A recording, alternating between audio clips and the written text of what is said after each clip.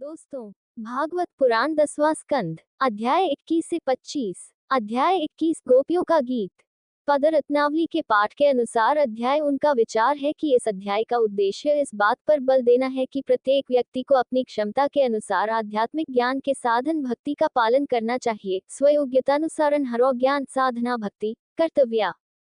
श्री सुखदेव ने आगे कहा, इस सुंदर वन में, जिसका जल शरद ऋतु के कारण स्वच्छ हो गया था तथा कमल की शैयाओं की सुगंध से भरी हुई वायु से स्पर्शित हो रहा था, भगवान कृष्ण अपनी गौओं और ग्वालों के साथ अंतर्ध्यान हो गए।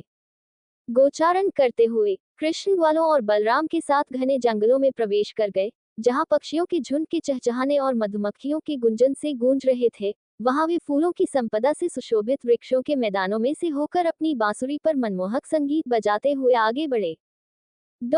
जब ब्रज की युवतियों ने दूर से कामुक भावनाओं को उत्तेजित करने वाली बांसुरी की मोहक धुन सुनी, तो उनमें से कुछ ने उनकी अनुपस्थिति में अपनी सखियों के समक्ष कृष्ण की श्रेष्ठताएं गाईं।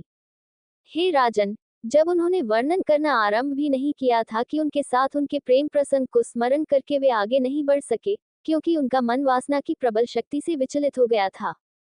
गोपियां वृंदावन में प्रवेश करते समय कृष्ण के मानसिक दर्शन का चित्रण करती हैं। कृष्ण के इस दर्शन ने गोपियों का ध्यान भंग कर दिया, जैसा कि उपरोक्त श्लोक में बताया गया है। निपुण अभिनेता के समान आकर्षक व्यक्तित्व वाले, मोरपंखों की मुकुट से सुशोभित, कर्णिका पुष्पों से सुशोभित कानों वाले, तप्त स्वर्ण के समान पीले चमकीले वस्त्र पहने, 5 विभिन्न रंगों के पुष्पों तुलसी, कुंड, मंद्रा, पारिजात और कमलों से बनी हुई 6 वैजयंती माला पहने, अपने होठों के अमृत से अपनी बांसुरी के छिद्रों को भरते हुए, 8 ग्वालों के साथ उनकी महिमा का गान करते हुए, कृष्ण अपने चरण चिन्हों से सुशोभित होकर वृंदावन वन में प्रवेश कर गए। कृष्ण ने मोर के पंखों की एक शिखा पहनी थी और अपने कानों में कर्णिकार के फूलों की सजावट के साथ वनवासी के रूप में प्रकट हुए थे। उन्होंने अपना चेहरा अपनी बाईं भुजा पर टिकाया, उनका चेहरा बाईं ओर मुड़ा हुआ था।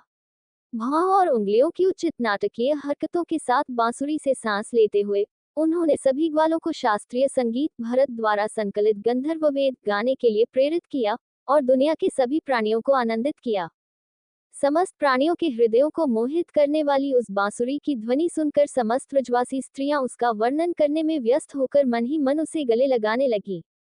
ग्वाल बालों ने गाया, ये नेत्रों का वरदान पाने का सर्वोच्च पुरस्कार है। हे मित्रों, हम नहीं जानते कि इससे बड़ा कोई सौभाग्य हो सकता है या नहीं। केवल वे ही इस फल का आनंद ले पाए हैं, जिन्होंने नंद के पुत्रों के मुख की मनोहरता का हृदय से तृप्त होकर नीपीतम पान किया है, जब वे अपने ग्वाल सखाओं के साथ वन में पशुओं को चराने जाते समय प्रेमपूर्वक चारों ओर दृष्टि डालते थे। कोमल आम्र पत्रों से गूंथे हुए वस्त्र पहने, मोरपंखों की कलियां, सिर पर पुष्पों के गुच्छे, कमल पुष्पों की मालाएं पहने, ग्वालों के समूह के बीच में कभी कभी स्वतंत्रता पूर्वक गाते और नाचते हुए वे कृष्ण और बलराम रंगमंच के अभिनेताओं के समान अत्यंत सुंदर प्रतीत हो रहे थे। हे गोपियों, इस बांसुरी ने कितने महान पुण्य किए होंगे, जिसके फलस्वरूप ये दामोदर कृष्ण के मुख से बहते हुए अमृत का, जो गोपियों का एकाधिकार है, भरपूर आनंद ले पाती है और दूसरों को बहुत कम देती है। नदियां, जो माताओं की तरह अपने जल से बांसुरी के बने बांस को जीवन देती हैं, जो उसका एक अंश पीती हैं, वे कमलों के खिलने से जैसे बाल खुशी से खड़े हो जाते हैं, अपना उल्लास प्रकट करती हैं। बांस बांसुरी के माता पिता धर्मात्मा वृद्धों के समान ओस की बूंदें गिराते हैं, जो अपने कुल में उत्पन्न हुए किसी महान भगवान के भक्त को पाकर आनंद के आंसू बहाते हैं। हे मित्र, भगवान कृष्ण के चरण कमलों के चिन्हों से सुशोभित यह वृंदावन इस पृथ्वी की शोभा को स्वर्ग से भी अधिक बढ़ा रहा है। जब कृष्ण की बांसुरी की ध्वनि सुनकर मोरों ने हर्षपूर्वक नृत्य किया, जो उन्हें बादलों की गंभीर और धीमी गड़गड़ाहट के समान प्रतीत हुआ, तो पर्वतों पर रहने वाले अन्य सभी प्राणी निश्चल खड़े रह गए। धन्य है वे मृग, जो पशु योनि में जन्म लेने के कारण विवेक और क्षमता से रहित होते हुए भी सुंदर वेशभूषा में सजे नंद के पुत्र कृष्ण की वंशी की धुन सुनकर अपने साथियों कृष्ण मृगों के साथ प्रेम भरी दृष्टि से उनकी पूजा करती हैं, जबकि हमारे ग्वालपति इतने क्षुद्र हैं कि यदि हम भी ऐसा करें तो वे इसे सहन नहीं कर पाते। जिनका सुंदर रूप तथा मनोहर स्वभाव स्त्रियों के आनंद को बढ़ाने वाले थे, उन श्री कृष्ण को देखकर तथा उनके द्वारा बजाए जा रहे मनमोहक संगीत को सुनकर आकाशयानों में विचरण करने वाली अपने स्वर्गीय पतियों की गोद में बैठी हुई देवकन्याएं प्रेमदेव के वशीभूत हो गईं, और उनके केशों की लटों से पुष्पों की मालाएं गिर पड़ी तथा उनके वस्त्रों की तहें खिसक कर अस्त व्यस्त हो गईं। और गौए अपने कानों के आकार के प्याले उठाकर कृष्ण के मुख से निकलती हुई बांसुरी की अमृतमय मधुर ध्वनि को पी रही थी, और बछड़े मंत्रमुग्ध होकर स्थिर खड़े थे, अपने मुंह में अपनी माताओं के बहते हुए थनों से दूध का घूंट लिए हुए। उन्होंने आंखों के माध्यम से गोविंदा भगवान कृष्ण का आलिंगन किया, और उनकी आंखों से आनंद के आंसू टपक रहे थे। कितना अद्भुत है! हे माता, इस वन में पक्षियों को संभवतः ऋषिगण ही मानना चाहिए, क्योंकि जैसे कृष्ण के दर्शन की इच्छा रखने वाले ऋषिगण वेद की भिन्न भिन्न शाखाओं का अनुसरण करते हैं और उनसे प्राप्त होने वाले फल की इच्छा किए बिना उनमें बताए गए कर्तव्यों का पालन करते हैं, पक्षी भी कृष्ण के दर्शन में बाधा न डालने वाले मनमोहक ताजे पत्तों से आच्छादित फूलों और फलों से रहित वृक्षों की शाखाओं पर बैठे रहते हैं, ताकि वे बिना पलक झपकाए कृष्ण का पूर्ण निर्बाध दर्शन कर सके, पूरी तल्लीनता से बांसुरी की मधुर धुन को सुन सके, तथा बाह्य जगत से अवाक और विरक्त रह सके, जैसे ऋषिगण कृष्ण के संगीत या स्तुति में प्रसन्नतापूर्वक लीन रहते हैं। भगवान श्री कृष्ण के संगीत को ध्यान पूर्वक सुनकर यहाँ तक कि निर्जीव नदियां भी उनके प्रति अपनी वासना प्रदर्शित करने लगी, भंवरों के द्वारा, जिससे उनकी धाराएं समुद्र अपने स्वामी की ओर बहने वाली की गति कम हो गई, तथा उन्हें कमल भेंट करने के बहाने उन्होंने अपनी लहरों के रूप में भुजाओं से उनके चरणों को पकड़ लिया, मानो वे अपने आलिंगन को छुपाना चाहती हों। जब उन्होंने देखा कि सूर्य की तपिश में कृष्ण बलराम और ग्वालों के साथ व्रज की गायों को चरा रहे हैं और स्वयं उनके पीछे पीछे बांसुरी बजाते हुए जा रहे हैं, तो वर्षा करने वाले बादल कृष्ण के रंग रूप के समान होने और लोगों के गर्मी जैसे कष्ट को दूर करने के कारण उठे और उनके प्रति अतिशय मैत्री के कारण अपना शरीर छत्र की तरह फैलाकर उन पर पुष्पों की वर्षा करने लगे, अर्थात पुष्पों जैसी वर्षा करने लगे। पुनर्तः उद्देश्य सिद्ध है। पुलिंद आदिवासी तथा पिछड़ी जाति सहित स्त्रियां, जो घास के पत्तों तथा चट्टानों और अन्य स्थानों पर चिपके हुए केसर रंग को देखकर कामातुर होकर व्याकुल हो गई, वह केसर लेप जो मूलतः भगवान कृष्ण के वक्षस्थल पर लगाया जाता था तथा जो परम यशस्वी भगवान अथवा जिनकी महिमा वेदों में गाई गई है कि लाल कमल जैसे चरणों के स्पर्श से और भी अधिक सुंदर हो गया था, उस लेप को अपने मुख तथा वक्षस्थल पर लेप करने से उन वेदनाओं कृष्ण के दर्शन की से मुक्त हो गईं। हाय, हे मित्रों, ये गोवर्धन पर्वत भी भगवान हरि के सेवकों भक्तों में श्रेष्ठ है, क्योंकि यह बलराम और कृष्ण के चरणों के स्पर्श से अत्यंत प्रसन्न होता है तथा उनका आदरपूर्वक स्वागत करता है, उनकी तथा उनके ग्वाल मित्रों और पशुओं की आवश्यकताओं की पूर्ति करता है, उन्हें स्वच्छ जल, उत्तम चरागाह, आश्रय के लिए गुफाएं तथा खाने योग्य कंद और मूल प्रदान करता है। हे मित्र, कृष्ण और बलराम अपने युवा ग्वाल मित्रों के साथ एक वन से दूसरे वन में अपनी गायों को चराने जाते हैं तथा अपने साथ रस्सियां दूध निकालते समय गायों के पिछले पैर बांधने के लिए और रस्सी अनियंत्रित गायों को नियंत्रित करने के लिए लेकर चलते हैं। तथापि यह आश्चर्यजनक है कि उनकी बांसुरी की मधुर और मधुर ध्वनियां गतिशील देहधारियों में निश्चलता उत्पन्न कर देती हैं तथा स्थिर वृक्षों में हर्ष जो गति का ही एक रूप है उत्पन्न कर देती हैं। वृंदावन नामक वन में विचरण करने वाले भगवान की ऐसी मनोरम लीलाओं का एक दूसरे से वर्णन करते हुए गोपियां उनमें पूर्णतया लीन हो गईं। अध्याय 22 ग्वाल बालियां कात्यायनी से प्रार्थना करती हैं। पूर्ण शीर्षक, गोपियां कात्यायनी से प्रार्थना करती हैं, कृष्ण उनके वस्त्र हर लेते हैं। ध्यान दें, यह महत्वपूर्ण है कि यह प्रकरण हिंदू धर्मग्रंथ और विष्णु पुराण में नहीं दिया गया है। इस अध्याय का उद्देश्य ये प्रदर्शित करना है कि केवल भक्ति ही भगवान की कृपा उत्पन्न करती है। भक्तिरेव भगवत प्रसादा जाननीति दर्शन तो पदारथ नावली। श्री शुक ने कहा, पहले महीने मार्गशीर्ष में हेमंत ऋतु में व्रजनंदा की ग्वाल बस्ती में दासियां देवी कात्यायनी की पूजा करने का व्रत रखती थी और केवल यज्ञ के योग्य शुद्ध भोजन खाती थी।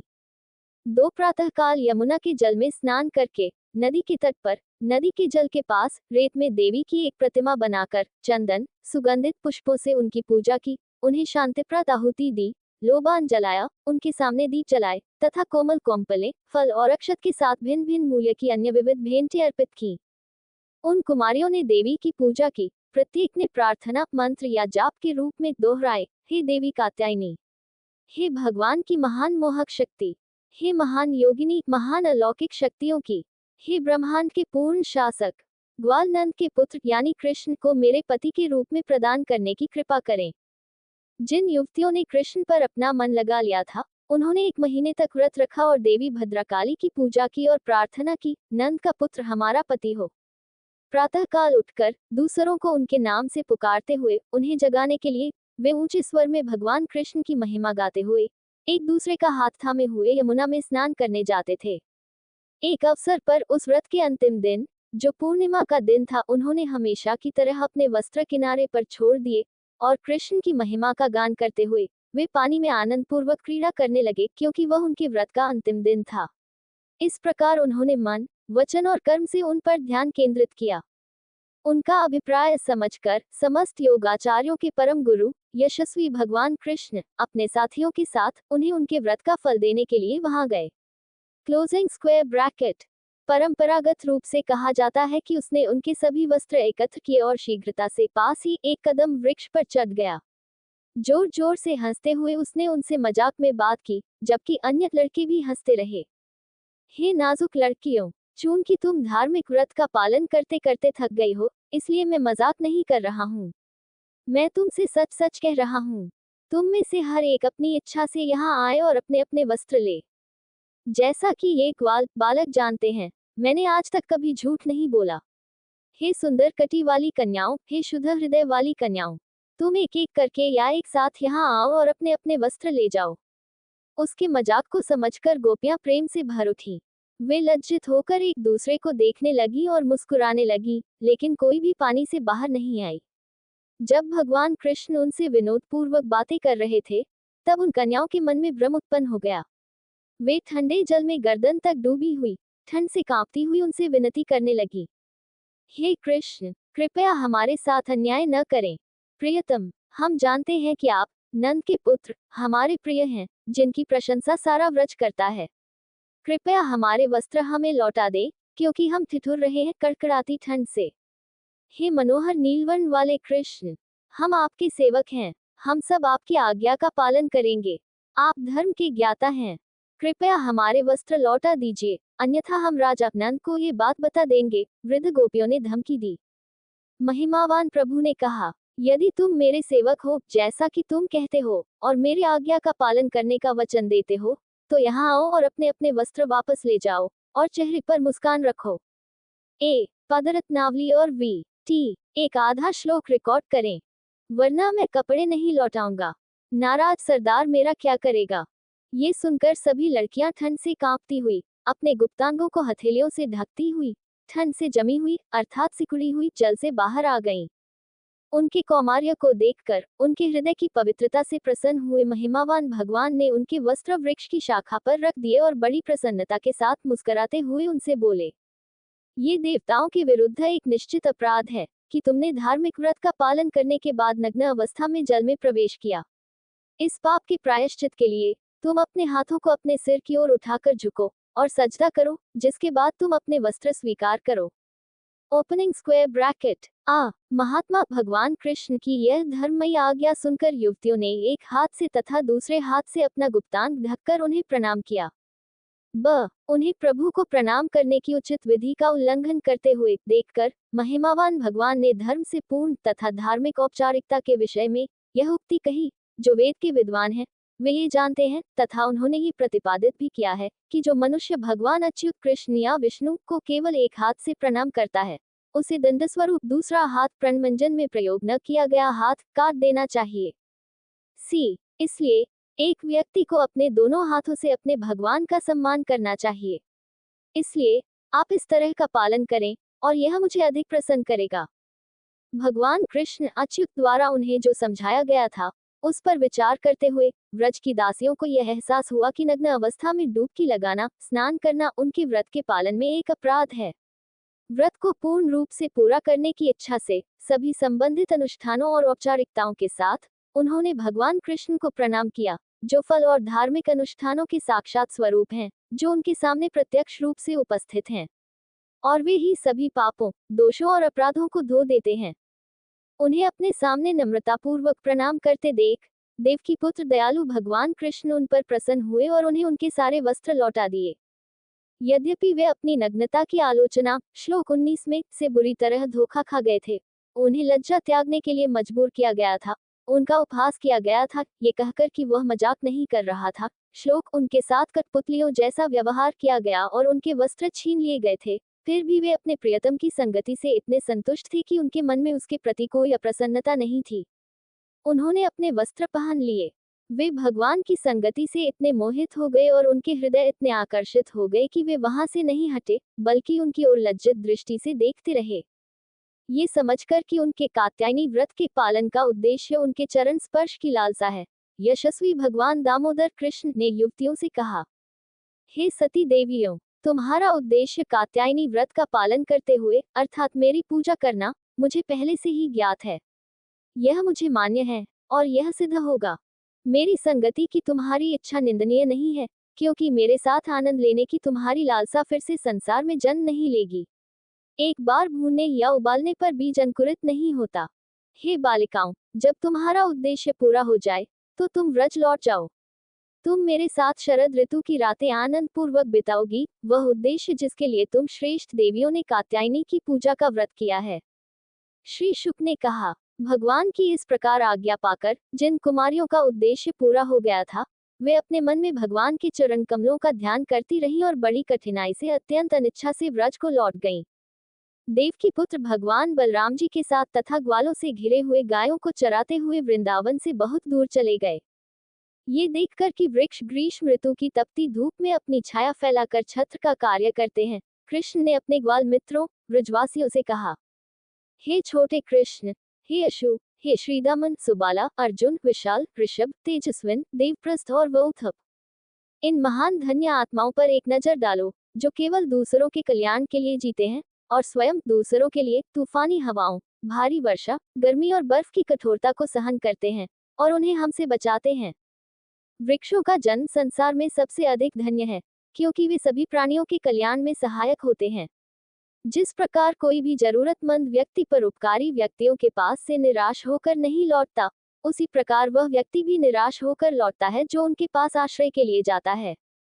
वे अपने पत्तों, फूलों, फलों, छाया, जड़ों, छाल, लकड़ी, सुगंध, गोंद या रस, राख, कोयले और कोमल पत्तों के माध्यम से दूसरों की इच्छाओं, आवश्यकताओं को पूरा करते हैं। मनुष्य को दूसरों के हित के लिए अपने प्राण, धन, बुद्धि और वाणी का त्याग करना चाहिए। यही देहधारी प्राणियों की अपने साथी प्राणियों के लिए उपयोगिता की सबसे बड़ी सीमा है। इस प्रकार वृक्षों की स्तुति करते हुए भगवान यमुना की ओर चले और वृक्षों के उस मार्ग से गुजरे जिसकी शाखाएं झुकी हुई थीं और उन पर नए पत्तों, पत्तियों, फलों, फूलों तथा अन्य पत्तियों के गुच्छे लटक रहे थे। हे राजन, अपने पशुओं को यमुना का वह अत्यंत मधुर, शीतल तथा स्वास्थ्यवर्धक जल पिलाकर ग्वालों ने भी जी भरकर उस मधुर जल को पिया। यमुना के तट पर स्थित वनों में चरने वाले ग्वाले भूख से व्याकुल होकर बलराम और कृष्ण के पास पहुंचे और उनसे इस प्रकार बोले। अध्याय 23 ब्राह्मण यज्ञकर्ताओं की पत्नियों की आध्यात्मिक मुक्ति।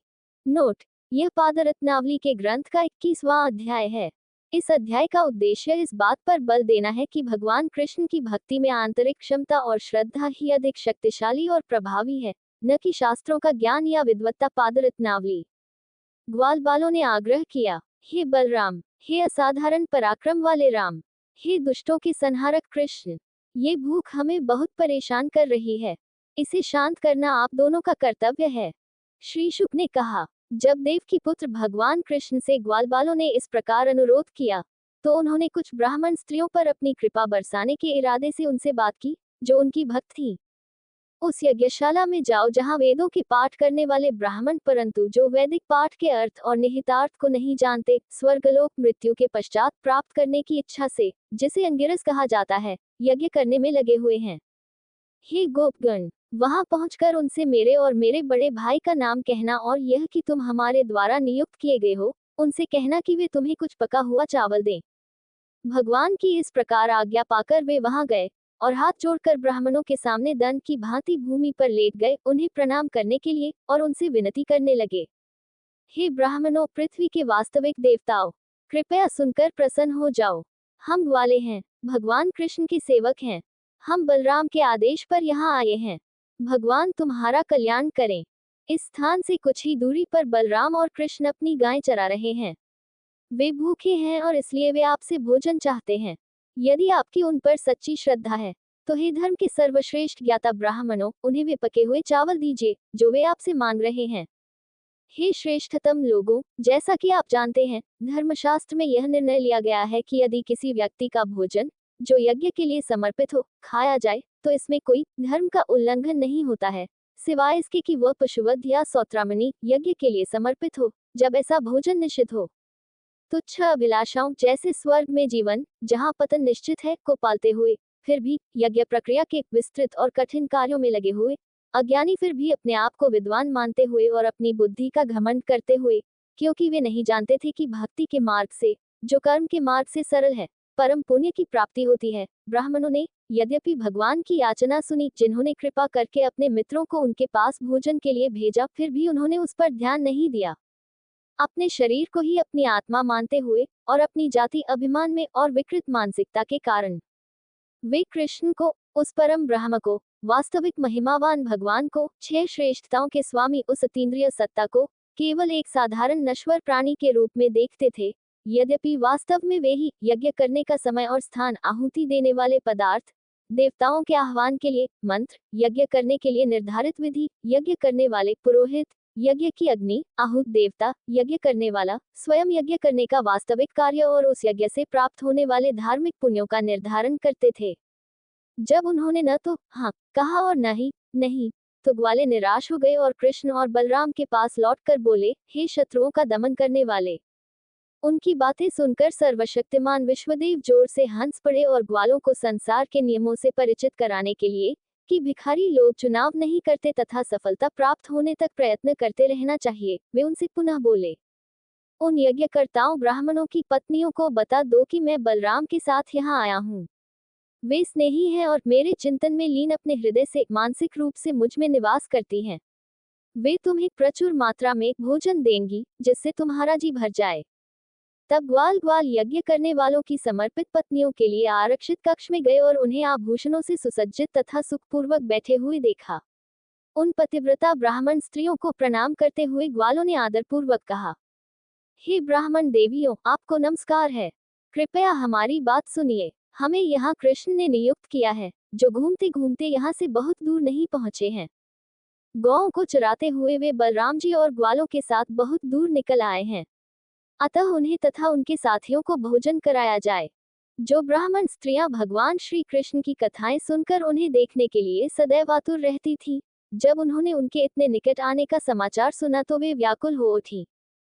जैसे नदियां समुद्र की ओर बहती हैं, उसी प्रकार वे सब अपने पात्रों में बहुत सी मात्रा में 4 प्रकार के स्वादिष्ट भोजन लेकर प्रियतम भगवान कृष्ण के पास शीघ्रता से गईं। यद्यपि उनके पतियों, पिताओं, भाइयों तथा संबंधियों ने उन्हें ऐसा करने से मना किया था, क्योंकि उन्होंने बहुत समय से उनके विषय में सुना था तथा अपने मन को पवित्र यश वाले यशस्वी भगवान में लगा रखा था। वहां यमुना के तट पर अशोक वृक्षों की नवीन कोमल पत्तियों से सुशोभित एक उपवन में ऋषियों ने कृष्ण को ग्वालों से घिरे हुए उनके बड़े भाई बलराम के साथ आराम से टहलते हुए देखा। कृष्ण का रंग गहरा नीला था। वे सुनहरे रंग के रेशमी वस्त्र या सोने की करधनी पहने हुए थे।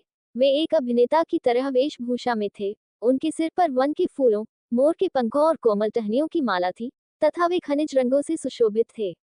वे अपने एक हाथ को अपने विश्वासपात्र साथियों के कंधों पर रखे हुए थे और दूसरे हाथ में खेल खेल में कमल का फूल झुला रहे थे। उनके कानों में कुमुदिनी के फूल और गालों पर घुंघराले बाल लटक रहे थे। उनके चेहरे पर मुस्कान थी। उन सब ने अपने परमप्रिय भगवान में अपना मन पूर्णतया लगा दिया था, जिनकी उत्तम महिमा के बार बार श्रवण से कानों का कार्य पूर्णतया सफल हो गया था और वे कानों को आभूषणों के समान सुशोभित करने लगे थे। नेत्रों के द्वार से हृदय में उनके आगमन का स्वागत करते हुए उन्होंने बहुत समय तक उनका आलिंगन किया और अपने समस्त संताप और दुख, उनके वियोग के से उसी प्रकार छुटकारा पा लिया, जैसे प्रज्ञात निद्रा में स्थित सदा जागृत रहने वाली आत्मा का आलिंगन करने पर अहंकार की वृत्तियां डूब जाती हैं और समस्त क्लेश भूल जाती हैं। भगवान ने सबकी मन बुद्धि के साक्षी होकर यह जान लिया था कि वे केवल उनके दर्शन की उत्कट अभिलाषा से ही वहां आई हैं और अपने पति आदि के लिए सारी आशा आकांक्षाएं त्याग दी हैं। क्योंकि वे अपने पुरुषों की आज्ञा का उल्लंघन करके आई थी, भगवान ने मुस्कुराते हुए उन सब की ओर देखा। महिमावान प्रभु ने कहा, स्वागत है, आपका आगमन बहुत शुभ है। हे परम धन्य देवियों, आराम से बैठिए। हम आपके लिए क्या कर सकते हैं? आप अपने आदमियों के विरोध के बावजूद हमसे मिलने की इच्छा लेकर आए हैं, जो वास्तव में आपके योग्य है। जो विवेकशील पुरुष अपने स्वार्थ और जीवन के उद्देश्य को भली भांति समझते हैं, वे बिना किसी गुप्त उद्देश्य के मेरी निरंतर अविच्छिन्न भक्ति में लग जाते हैं, क्योंकि मैं ही उनका परमप्रिय आत्मा हूँ। अपनी आत्मा से बढ़कर और कौन प्रिय हो सकता है, जिसके संपर्क से प्राण, प्राण, बुद्धि, मन, शरीर, स्त्री, पुत्र, धन आदि प्रिय हो गए हैं। अब जब तुमने अपने जीवन का उद्देश्य मुझे देखने का प्राप्त कर लिया है, तो कृपया यज्ञशाला में लौट जाओ, जहाँ ब्राह्मण, तुम्हारे पति, तुम्हारी उपस्थिति में सफलतापूर्वक अपना यज्ञ पूरा करेंगे, तथा उनका गृहस्थ होना तुम्हारे साथ रहने पर निर्भर है।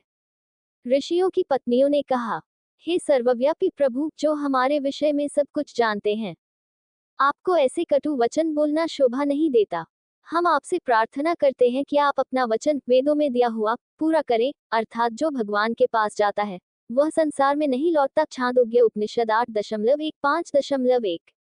हम अपने संबंधियों की इच्छा का उल्लंघन करके तथा उनकी अवहेलना करके आपके चरणों में आए हैं, और आपने जो तुलसी के पत्तों की मालाएं हमारे ऊपर फेंकी हैं, उन्हें अपने केशों में धारण करेंगे, अर्थात हम दास बनकर भी आपकी सेवा करने आए हैं। अब न तो हमारे पति, नहीं माता पिता, पुत्र, भाई, संबंधी, मित्र, अन्य लोग ही हमें स्वीकार करेंगे। हे काम, लोभ आदि आंतरिक शत्रुओं को दबाने वाले, अब जब हमने आपके महिमामय स्वरूप के चरणों में अपने आप को नमन कर दिया है, तो आप हमें जीवन की वह अवस्था, आपकी पूर्ण सेवा या दासता प्रदान करने की कृपा करें, जिससे हमें स्वर्ग या किसी अन्य लोक में जाने की आवश्यकता न रहे। प्रभु ने कहा, अब जब मैंने तुम्हें लौटने की आज्ञा दे दी है, तो न तो तुम्हारे पति, न माता पिता, न भाई, न पुत्र और न अन्य लोग, न ही कोई तुम्हारा तिरस्कार करेगा और न ही तुम पर क्रोध करेगा। यहाँ तक कि देवता भी इसे तुम्हारे मेरे पास आने के कार्य को स्वीकार करेंगे। यदि तुम अब भी मुझे छोड़ने में असमर्थ महसूस करते हो, तो कृपया ध्यान दें, मनुष्यों के बीच शारीरिक संपर्क इस संसार में सुख या प्रेम में योगदान नहीं देता है। यदि तुम अपना मन मुझ पर केंद्रित करोगे, तो तुम शीघ्र ही मुझे प्राप्त कर लोगे।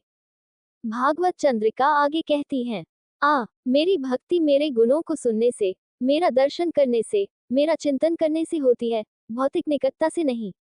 इसलिए अपने घर लौट जाओ। श्री शुक ने कहा, अतः भगवान के आदेशानुसार ऋषियों की पत्नियां यज्ञशाला में लौट आईं। ऋषियों ने न केवल उन्हें समझाया, बल्कि उनकी सहायता से यज्ञ को सफलतापूर्वक संपन्न कराया। उनमें से एक स्त्री, जिसे उसके पति ने जबरदस्ती रोक लिया था, उसने अपने हृदय में भगवान को धारण कर लिया। जैसा कि उसने उनके विषय में जो सुना था, उससे उसे भगवान की छवि प्राप्त हुई थी, तथा उसने अपने पूर्वजन्म के कर्मों के फलस्वरूप प्राप्त शरीर को त्याग दिया। भगवान गोविंद ने पहले ग्वालों को 4 प्रकार का भोजन कराया, उसके बाद ही भगवान ने उसे खाया। इस प्रकार भगवान ने क्रीड़ा के लिए ही मानव शरीर धारण किया था और संसार के आचरण का अनुकरण करते हुए अपने आकर्षक व्यक्तित्व, मधुर वचनों और कर्मों से गौओं, ग्वालों और गोपियों को आनंद प्रदान करते हुए क्रीड़ा में जीवन व्यतीत किया। तब उस अपराध को स्मरण करके वे ब्राह्मण पश्चाताप करने लगे, हाय, हमने मनुष्यों के आचरण का अनुकरण करने वाले ब्रह्मांड के स्वामियों की प्रार्थना की अवहेलना की है। जब उन्होंने अपनी स्त्रियों की कृष्ण में असाधारण परम भक्ति देखी तथा यह अनुभव किया कि उनमें ये कमी है, तो वे अत्यंत दुखी हुई और उन्होंने अपने आप को धिक्कारा। धिक्कार है हमारे त्रिगुणात्मक जन्म पर, 8 वैदिक विद्या पर, हमारी महारत पर। धिक्कार है हमारे व्रतों के पालन पर, यज्ञों के दौरान संयम रखने पर। धिक्कार है हमारे ज्ञान की व्यापक बहुमुखी प्रतिभा पर। धिक्कार है हमारी बेदाग वंशावली पर। धिक्कार है हमारे यज्ञ में अनुष्ठान संबंधी बारीकियों में निपुणता पर, जबकि हम अति इंद्रियवान भगवान कृष्ण से विमुख हैं, अर्थात उनसे अपना मुख मोड़ चुके हैं। निसंदेह भगवान की माया योग के विशेषज्ञों को भी मोहित करने में सक्षम है। इसलिए हम ब्राह्मण, मनुष्यों के आध्यात्मिक गुरु, अपने वास्तविक हितों के संबंध में भ्रमित हैं। हे जगत के पिता और गुरु श्री कृष्ण के प्रति हमारी स्त्रियों की अथाह भक्ति को तो देखो, जिसने गृहस्थी नामक मृत्यु के बंधनों को काट डाला है। इन लोगों ने शुद्धिकरण संस्कार, जिसे पवित्र धागा धारण के रूप में जाना जाता है, नहीं किया है, जिसे दूसरा जन्म वैदिक और अन्य अध्ययनों के लिए माना जाता है। नहीं वे गुरु के घर वैदिक अध्ययन या शास्त्र सीखने के लिए रहे हैं। उन्होंने कोई तपस्या नहीं की है और आत्मा के बारे में शास्त्रों में कोई जानकारी नहीं है। वे किसी विशेष आध्यात्मिक या बाह्य पवित्रता या किसी शुभ या पुण्य यज्ञ या अन्य अनुष्ठान या कृत्यों से प्रतिष्ठित नहीं हैं। ऐसा होते हुए भी वे योगविताओं के स्वामी, परम यशस्वी कृष्ण के प्रति ऐसी दृढ़ और अनन्य भक्ति रखते हैं, जो हम में तब भी उत्पन्न नहीं होती, जब हमने शुद्धिकरण के संस्कार, जैसे जनेऊ संस्कार कर लिए हों और हमारे पास अन्य योग्यताएं, जो ऊपर बताई गई हैं, हों। ओह, यह उनकी कितनी कृपा थी कि यद्यपि वे स्वयं ही वेदविहित यज्ञ आदि कर्मों के द्वारा प्राप्त किए जाने योग्य लक्ष्य थे, फिर भी उन्होंने ग्वालों के साथ भेजे गए संदेश के द्वारा हम लोगों को भगवान की भक्ति से रहित सभी कर्मों की व्यर्थता की याद दिलाई, जो अपने वास्तविक स्वार्थ को समझने में असमर्थ थे और गृहस्थ कार्यों में लापरवाह थे। हम जो पूर्णतः उनके अधीन हैं, उनसे भोजन की मांग करना उस विश्व के शासक का एक बहाना मात्र था, जिसकी सभी इच्छाएं पूर्ण हो चुकी हैं, जो संसार से मुक्ति प्रदान करने जैसे सभी आशीर्वाद प्रदान करने वाले स्वामी हैं। भोजन के लिए उनकी याचना केवल संसार को धोखा देने के लिए एक छल थी, क्योंकि ऐश्वर्य की देवी अपनी चंचलता या अस्थिरता का दोष त्याग कर, अन्यों को त्याग कर, कम से कम एक बार उनके चरण स्पर्श की आशा से उनमें स्थायी आश्रय खोजती हैं। वे वास्तव में वही महिमावान भगवान विष्णु हैं जो समय, यज्ञ का स्थान, अग्नि में आहुति देने वाले पदार्थ जैसे चरु मंत्र, देवताओं को बुलाने के लिए रहस्यमय सूत्र, यज्ञ प्रक्रिया की विधि, पुरोहित, यज्ञ में विभिन्न कर्तव्यों को पूरा करने में लगे हुए, आहूत किए जाने वाले देवता, यज्ञ की अग्नि, यज्ञकर्ता, यज्ञ का प्रदर्शन और उससे मिलने वाले पुण्य का निर्धारण करते हैं। हमने सुना है कि वे यदु कुल में पैदा हुए थे, लेकिन हम मूर्ख और भ्रमित होने के कारण उन्हें पहचान नहीं पाते। हम कितने धन्य हैं कि हमें ऐसी स्त्रियां प्राप्त हैं, जिनकी भक्ति के कारण हमारा मन भी भगवान हरि में ही स्थिर हो गया है। 50। हे सर्वज्ञ भगवान कृष्ण, आपको नमस्कार है। आपकी माया से मोहित हुए हमारे मन के कारण हम कर्म पथ पर भटक रहे हैं। वह आदि पुरुष हमारे अपराध को क्षमा करने की कृपा करें, क्योंकि हम आपके मोहक शक्ति रूपी माया से मोहित हो जाने के कारण आपके पराक्रम और महिमा को जानने में असमर्थ रहे हैं। भगवान कृष्ण की अवहेलना करके उनके प्रति किए गए पापपूर्ण अपराध को स्मरण करके, यद्यपि ब्राह्मण गण दोनों अच्युत भाइयों कृष्ण तथा बलराम को देखने के इच्छुक तथा उत्सुक थे, फिर भी कंस के भय से बाहर जाने का साहस नहीं कर सके। अध्याय 24। इंद्र को बलि देने से रोकना। परिचयात्मक। गोपों द्वारा इंद्र को बलि देने के प्रति कृष्ण के विरोध और इसके स्थान पर गोवर्धन पर्वत पर बलि चढ़ाने की सलाह की कहानी विष्णु पुराण 5 अध्याय 10 और HV2 अध्याय 15 में दर्ज है। ये कहानियां बताती हैं कि कृष्ण ने सीधे तौर पर पुराने वैदिक देवताओं, विशेष रूप से इंद्र को परास्त किया और कृष्ण पंथ ने वैदिक काल के महान देवता इंद्र सहित स्थानीय और समकालीन देवताओं को पीछे छोड़ दिया। इंद्र द्वारा भारी वर्षा करके ग्वालों को दंडित करने का प्रयास तथा अंत में कृष्ण द्वारा उन्हें पराजित करना, जिन्होंने गोवर्धन पर्वत की छत्रछाया में ग्वालों की रक्षा की तथा उनके मवेशियों और अन्य सामानों की रक्षा की, ये सब वैदिक धर्म के पतन और कृष्ण पंथ की सकारात्मक उन्नति को दर्शाता है। यदि हम नीलकंठ चतुर्धर द्वारा ऋग्वेद संहिता 5.48.3 की व्याख्या को स्वीकार करें, जो उन्होंने HV2 अध्याय 15 पर अपने निबंध के आरंभ में दी है, तो इंद्र और कृष्ण पंथों के बीच प्रतिद्वंद्विता की जड़ें वैदिक काल तक जाती हैं। यह इस प्रकार है। अग्रवाभिरहन्यभिरक्ताभिर्वरिष्ठ वज्रमज्जिघर्ति मयिनी शतम वैश्य प्रचरण स्वेदमे संवर्तयन्तो विवर्तयन्नः। ऋग्वेद संहिता 5.48.3 नीलकंठ द्वारा उद्धृत।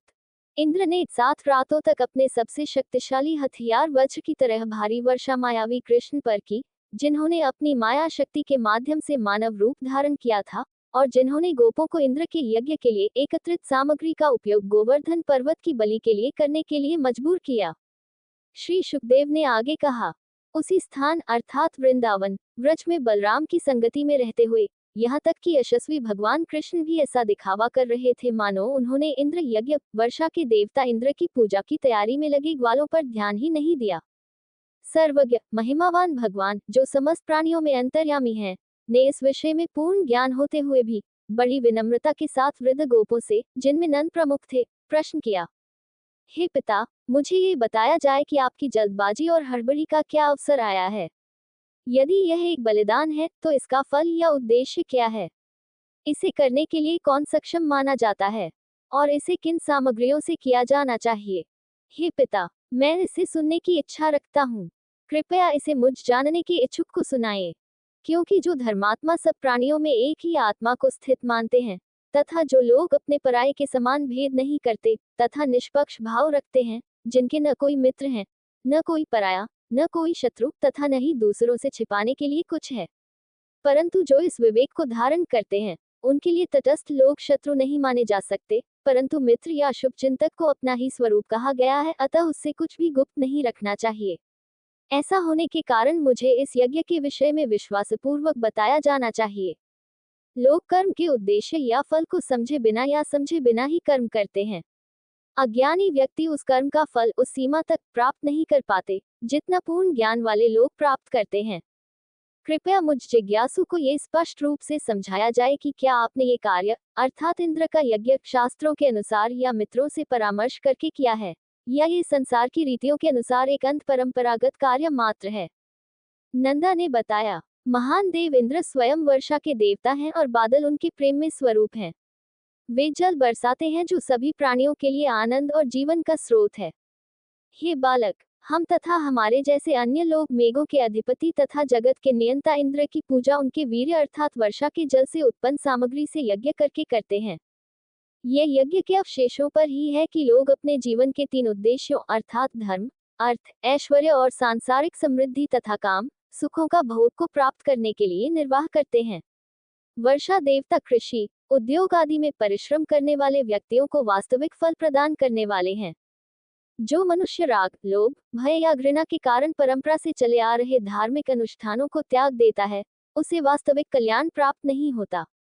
श्री शुक ने कहा, नंद तथा अन्य व्रजवासियों की व्याख्यात्मक वाणी सुनकर केशव कृष्ण ने इंद्र का क्रोध भड़काने तथा अंततः उन्हें विचलित करने के उद्देश्य से अपने पिता को संबोधित किया। महिमावान प्रभु ने कहा, जीव अपने पिछले कर्म से ही अस्तित्व में आता है और अपने कर्मों के बल पर ही मरता है। अपने पिछले कर्मों के माध्यम से ही जीव सांसारिक सुख, दुख, भय या आशीर्वाद परलोक का अनुभव करता है। देवता का पक्ष या विपक्ष अप्रासंगिक और अप्रासंगिक है। यदि दूसरों के कर्मों का फल देने के लिए सर्वोच्च शासक के समान कोई सत्ता हो, और यदि वह कर्म करने वाले को ही कर्मों का फल देने का आश्रय ले, तथा जो कोई कर्म करने से विरत रहता है, उस पर उसका कोई नियंत्रण नहीं रहेगा। इंद्र उन प्राणियों पर क्या शक्ति का प्रयोग कर सकते हैं जो अपने कर्मों का मार्ग अपनाते हैं और उसके फल का अनुभव करते हैं। वह मनुष्यों के कर्मों के नियत मार्ग को उनकी व्यक्तिगत प्रकृति के अनुसार बदलने में असमर्थ हैं। ये सर्वशक्तिमान ईश्वर ही कर सकते हैं, इंद्र नहीं। लोग अपनी प्रकृति के दास हैं और अपनी व्यक्तिगत स्वाभाविक प्रवृत्ति और प्रवृत्तियों का अनुसरण करते हैं। इस प्रकार देवताओं, असुरों और मनुष्यों की पूरी दुनिया प्रकृति में स्थित है और उसका अनुसरण करती है। पिछले कर्म के बल पर ही कोई प्राणी आता है और उच्च या निम्न स्तर के भौतिक शरीरों को त्यागता है। ये किसी के कर्म के अलावा और कुछ नहीं है जो शत्रु, मित्र, उदासीन व्यक्ति, गुरु या सर्वोच्च नियंत्रक की भूमिका निभाता है। इसलिए अपने स्वभाव में रहते हुए अर्थात अपने स्वाभाविक स्वभाव का अनुसरण करते हुए व्यक्ति को अपना कर्तव्य अपने वर्ग या जीवन में स्थिति के अनुसार करना चाहिए और इस प्रकार उसका अपने निर्धारित कर्म का सम्मान अर्थात पूजा करना चाहिए। वह कर्म जिसके द्वारा व्यक्ति सुखी और सफल जीवन जी सकता है, वास्तव में उसका देवता है। जो मनुष्य एक देवता पर विश्वास रखकर दूसरे देवता की सेवा करता है, उसे सुख और कल्याण की प्राप्ति नहीं होती, जैसे पतित स्त्री अपने प्रेमी को संतुष्ट करके सुख और समृद्धि प्राप्त नहीं करती। ब्राह्मण को वेदों के अध्ययन और शिक्षा द्वारा अपनी आजीविका बनाए रखनी चाहिए। क्षत्रिय को पृथ्वी की रक्षा करके, वैश्य समुदाय के व्यक्ति को वार्ता के माध्यम से, जैसा कि अगले श्लोक में समझाया गया है, और शूद्र को द्विज जातियों ऊपर वर्णित की सेवा करके अपनी आजीविका बनाए रखनी चाहिए। वार्या 4 प्रकार का होता है: कृषि, वाणिज्य, पशुपालन और चौथा सूदखोरी। जहाँ तक हमारा प्रश्न है, गाय पशु हमारे जीवन निर्वाह का साधन रही हैं। सत्व, रजस और तमस नामक गुण ब्रह्मांड के पालन, निर्माण और संहार के कारण हैं। रजस के माध्यम से ही स्त्री पुरुष के आपसी मिलन से विभिन्न प्रकार की वस्तुओं का ब्रह्मांड निर्मित होता है। रजोगुण से प्रेरित होकर ही मेघ चारों ओर जल बरसाते हैं।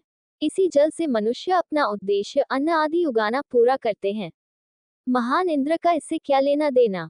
पिताजी, हमारे पास रहने के लिए कोई शहर, कोई देश या क्षेत्र, कोई गांव या घर नहीं है।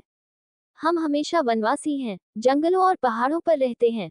इसलिए गायों, ब्राह्मणों और गोवर्धन पर्वत की तृप्ति के लिए एक यज्ञ का आयोजन किया जाना चाहिए, तथा ये यज्ञ इंद्र की पूजा के लिए एकत्रित सामग्री से संपन्न होना चाहिए।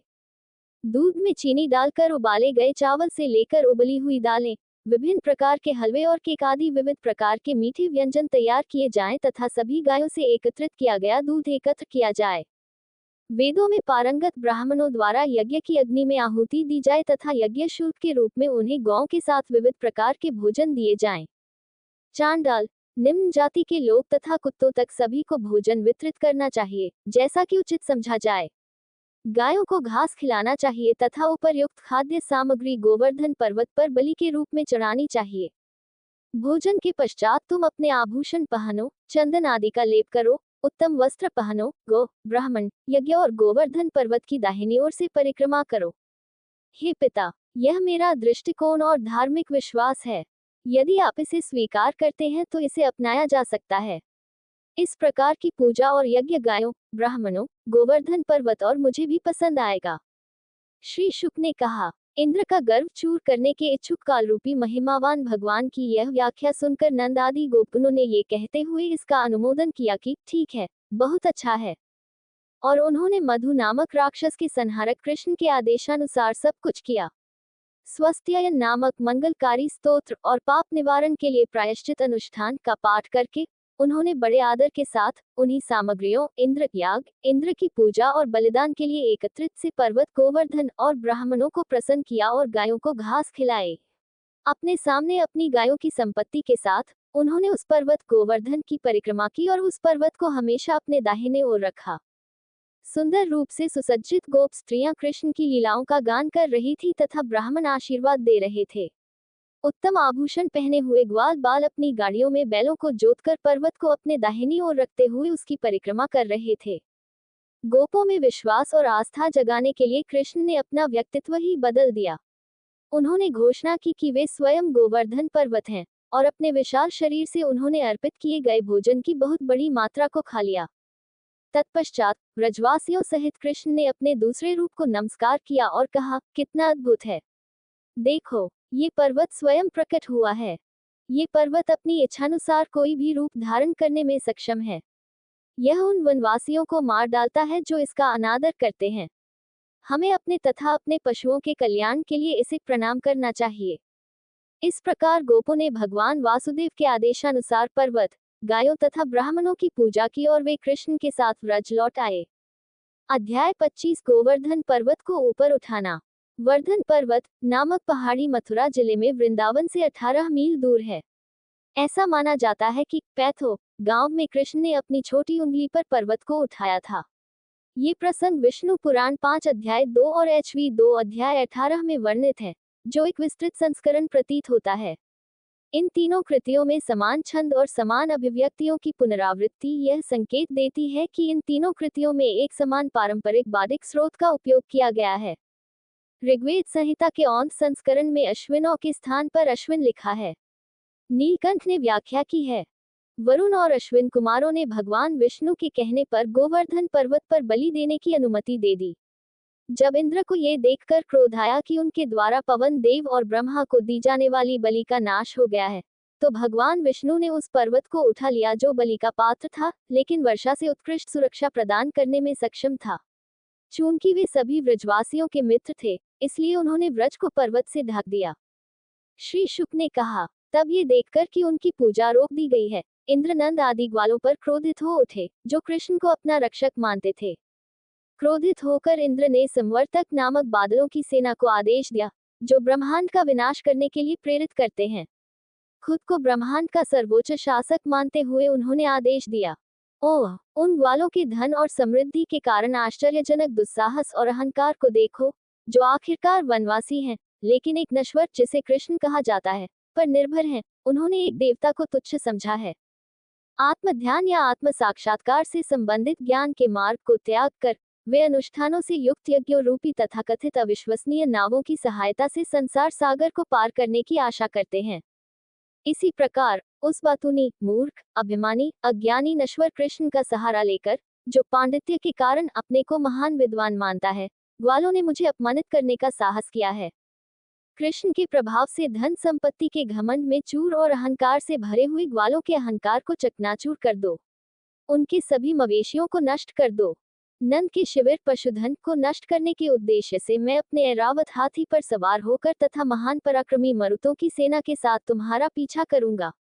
श्री शुक ने कहा, इस प्रकार इंद्र की आज्ञा पाकर और उनके बंधनों से मुक्त होकर संवर्त बादलों ने भारी वर्षा से नंद के गोकुल को बुरी तरह परेशान कर दिया। बिजली की चमक से चमकते हुए, वज्र की गर्जना के साथ गरजते हुए और प्रचंड वायु से प्रेरित होकर वे ओले बरसा रहे थे। जब बादल लगातार स्तंभों के समान बड़े बड़े वर्षा करते थे, तब पृथ्वी जल की प्रचंड बाढ़ से जलमग्न हो जाती थी और भूमि के शिखर और गर्त अदृश्य हो जाते थे। भारी वर्षा और प्रचंड वायु से ठिठुरते हुए पशु तथा शीत से व्याकुल ग्वाले और उनकी स्त्रियां भगवान कृष्ण की शरण में आए। वे अपने सिर और अपने बच्चों और बछड़ों को अपने शरीर से ढककर मूसलाधार वर्षा से पीड़ित होकर ठिठुरते हुए भगवान के चरणों की ओर गए। हे कृष्ण, हे परम तेजस्वी कृष्ण, संपूर्ण गोकुल का रक्षक आपके अलावा कोई नहीं है। हे प्रभु, आप अपने भक्तों के प्रति स्नेही हैं।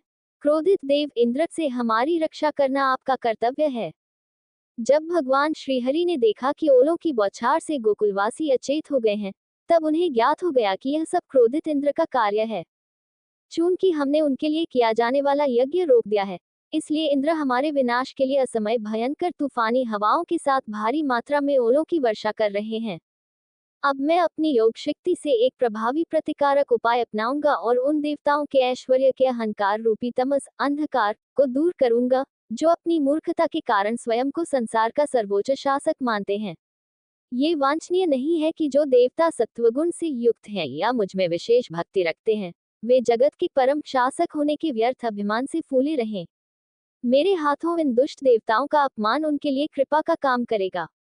अतः मैं अपनी संपूर्ण योग शक्ति से इस गोकुल की रक्षा करूंगा, जिसने मेरी शरण ली है, मुझे अपना स्वामी मान लिया है तथा जो अब पुनर्तः मुझ पर निर्भर है। यह मेरा शाश्वत व्रत है।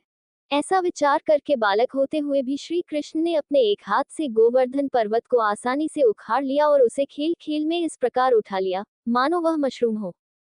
और महिमावान भगवान ने ग्वालों से कहा, हे माता, हे पिता, हे व्रज के वासियों, अपने पशुओं के धन के साथ पर्वत के नीचे की गुफा में सुखपूर्वक प्रवेश करो। तुम्हें इस बात का डर नहीं होना चाहिए कि पहाड़ मेरे हाथ से फिसल जाएगा। तूफान और तेज बारिश का डर दूर कर दो, क्योंकि उनसे बचाव का प्रबंध पहले ही कर दिया गया है। इस प्रकार कृष्ण द्वारा अपने मन को आश्वस्त करके वे अपनी संपत्ति, गौवंश, अपने आश्रितों जैसे पुरोहित आदि, अन्न आदि को लेकर, जो पर्याप्त रूप से उपलब्ध था, गोवर्धन के नीचे स्थित गुहा में प्रवेश कर गए। भूख और प्यास की वेदना तथा अपने निजी सुखों की उपेक्षा करने वाले व्रजवासियों को देखकर कृष्ण 7 दिनों तक पर्वत को उठाए रहे तथा अपने स्थान से हिले नहीं। भगवान कृष्ण की योग शक्ति को देखकर इंद्र को बहुत आश्चर्य हुआ। अहंकार से रहित होकर तथा अपनी योजना विफल होने पर उसने अपने संवर्तक बादलों को रोक लिया।